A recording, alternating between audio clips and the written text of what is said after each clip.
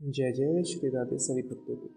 तो भक्तों, पिछले अध्याय में हमने ये जाना था कि आत्मदेव ब्राह्मण ने संन्यास लेकर के भगवान की प्राप्ति कर ली।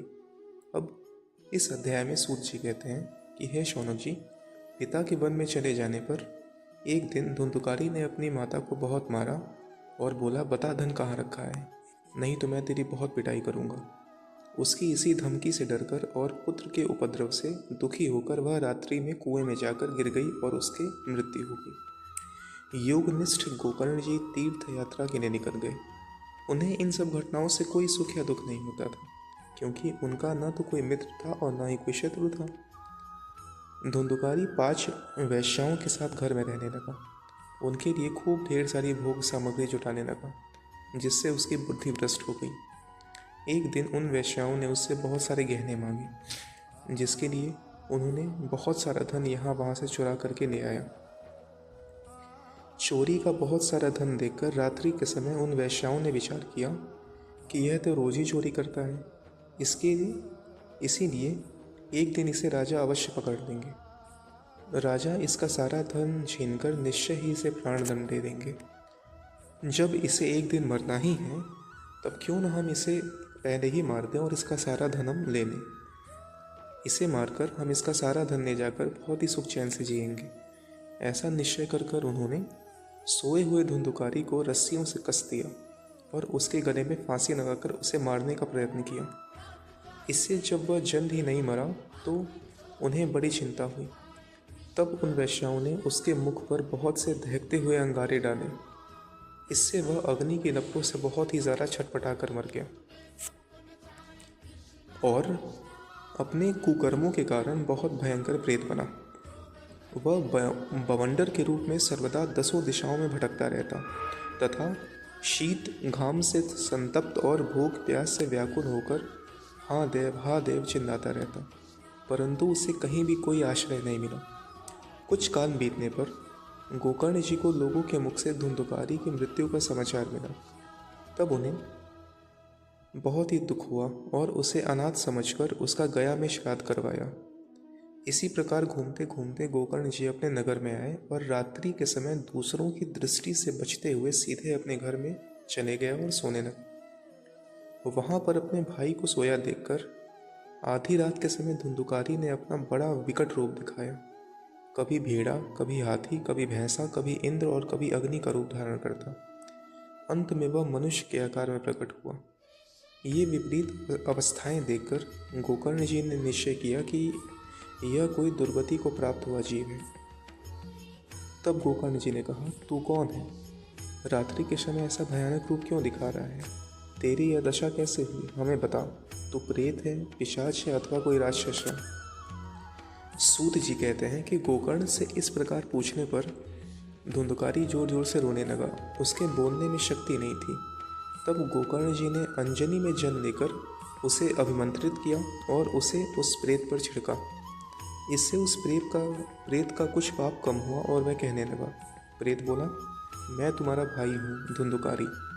मैं अपने ही दोष से अपना ब्राह्मणत्व नष्ट कर दिया और मेरे कुकर्मों की कोई गिनती नहीं की जा सकती, इसलिए मुझे ये प्रेत रोनी मिली। मुझे मेरी स्त्रियों ने तड़पा तड़पा कर मार डाला।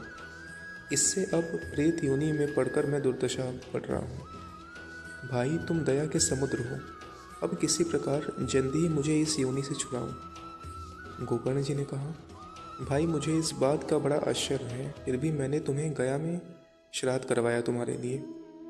तो प्रेत ने कहा, मेरी मुक्ति सैकड़ों गया श्राद्ध से भी नहीं हो सकती। अब तुम कोई इसका उपाय सोचो।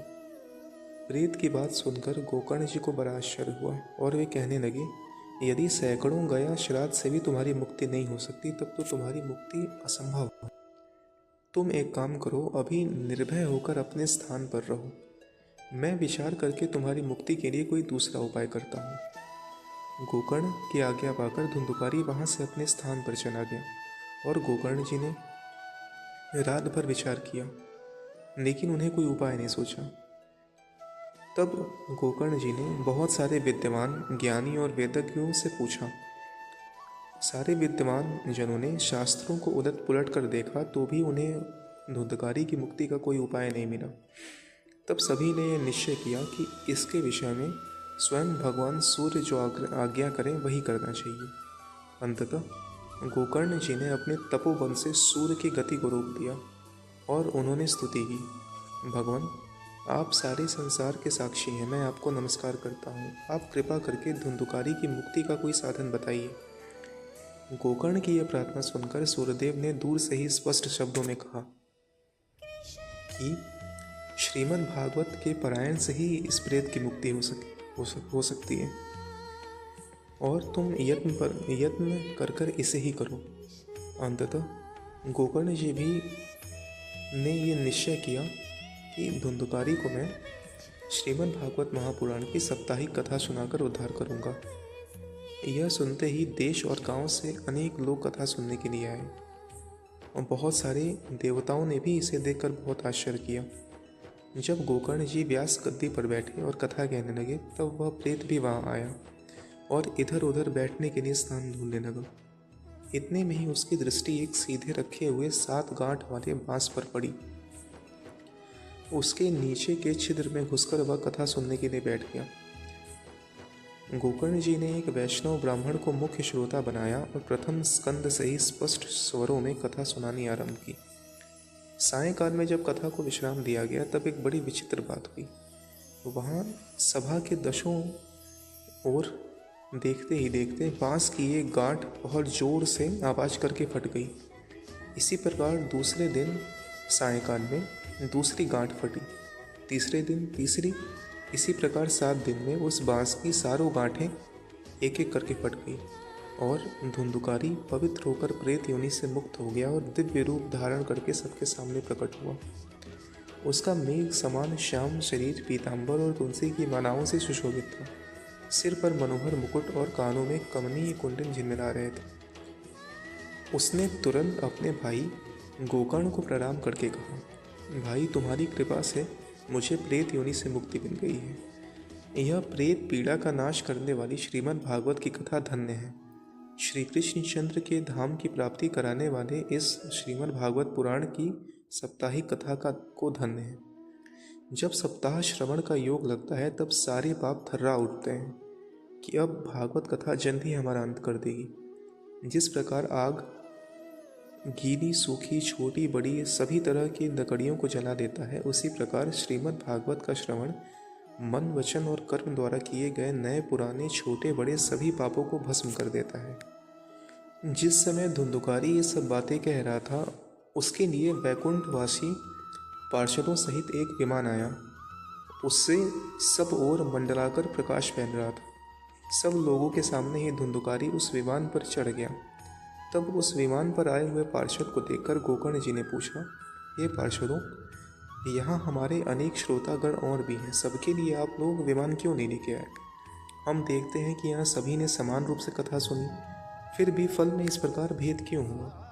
भगवान के पार्षद ने कहा, हे मालद, इस फल भेद का कारण इनके श्रवण का भेद है। यह ठीक है कि श्रवण तो सभी ने किया है, किंतु इसके जैसा मनन सभी ने नहीं किया।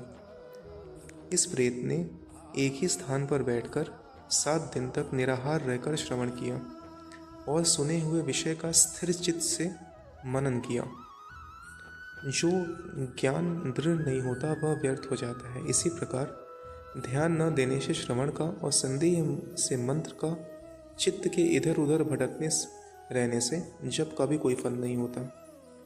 गुरु वचनों में विश्वास, दीनता का भाव, मन के दोषों पर विजय और कथा में चित्र की एकाग्रता इत्यादि नियमों का यदि पालन किया जाए तो श्रवण का यथार्थ फल मिलता है। यदि ये श्रोता फिर से श्रीमद् भागवत की कथा सुने इन नियमों से तो निश्चय ही सबको वैकुंठ की प्राप्ति होगी। और गोकर्ण जी, आपको तो स्वयं भगवान ही आकर अपने धाम में ले जाएंगे। श्रावण मास में गोकर्ण जी ने फिर से उसी प्रकार साप्ताहिक कथा कही। श्रोताओं ने फिर से पूरे नियम से कथा सुनी। नारद जी, इस कथा की समाप्ति पर जो कुछ हुआ वह सुनिए। वहाँ भक्तों से भरे हुए विमान के साथ भगवान प्रकट हुए। सब ओर से खूब जय जयकार और नमस्कार की ध्वनियाँ होने लगी। भगवान स्वयं हर्षित होकर अपने 5 जन्य शंख की ध्वनि करने लगे। उन्होंने गोकर्ण को हृदय से लगाया और अपने समान में ही बना लिया।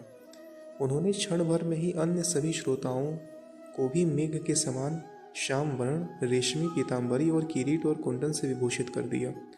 उस गांव में कुत्ते, चांडाल जितने भी जीव थे, सब लोग विमान पर चढ़कर भगवान के धाम गए, जहां जाना योगियों के लिए भी दुर्लभ है। जिस गति को लोग वायु, जल या पत्ते खाकर, शरीर को सुखाकर, बहुत काल तक घोर तपस्या करके भी नहीं प्राप्त करते, वही फल वे सप्ताह श्रवण से सहज में ही प्राप्त कर लेते हैं। इस परम पवित्र इतिहास का पाठ चित्रकूट पर विराजमान शांडिल्य भी ब्रह्मानंद में मग्न होकर करते रहते हैं।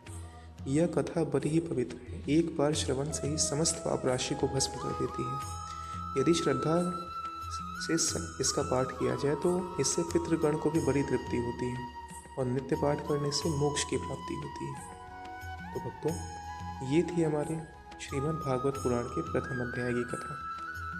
जय जय श्री राधे सभी को। हर हर महादेव।